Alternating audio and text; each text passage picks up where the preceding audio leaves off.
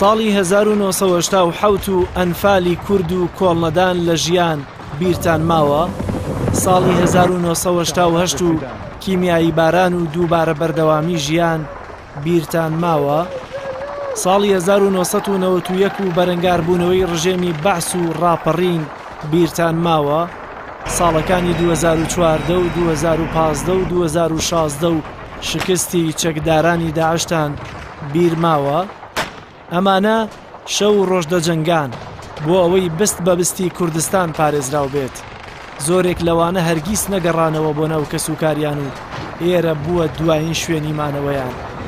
جگەل لە قوربانیدان لە پێناو خاک و نیشتیمان هیچ داواکاریەکی دیکەیان نەبوو.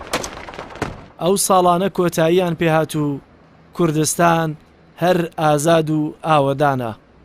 بەڵام ئێستا و پاش چەندین ساڵ لە قوربانیدان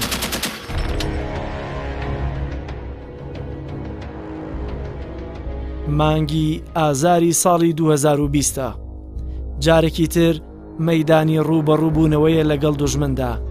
بەڵام ئەم جارە پیاوان و خانمانی کارمەند و پەرستار و پزیشک بێ هیچ مەرامێک خەریکن مێژوویەکی دیکەی پرشنگدار تۆمار دەکەن.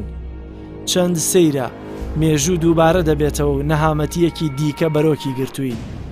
ئێرە مەیدانی ڕووبەڕووبوونەوەیە لەگەڵ ڤایرۆسی کۆرۆنا.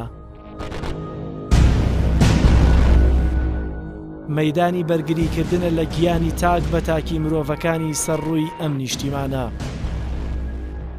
ئەمانە بەم جلو بەرگەوە لەگەڵ دوژمنێک دەجەنگن کە بۆ تەنها ساتێکیش ڕەحم بە کەس ناکات. دوژمنێک نەکەس بەدیل دەگرێت و نەساتێکیش لە کوشتن غافڵ دەبێت.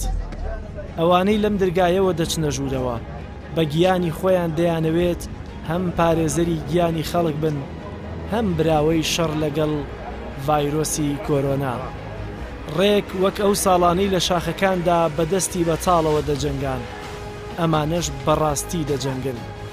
ڕێک وەک ئەوانەی بە کەمترین سەربازەوە لە بەرامبەر گەورەترین سوپا جەنگاون. مێژوو دووبارە دەنووسرێتەوە. کورد جارێکی تر دەیەوێت لە کوردستانی ئازاددا لە دوژمنی جیهان بباتەوە.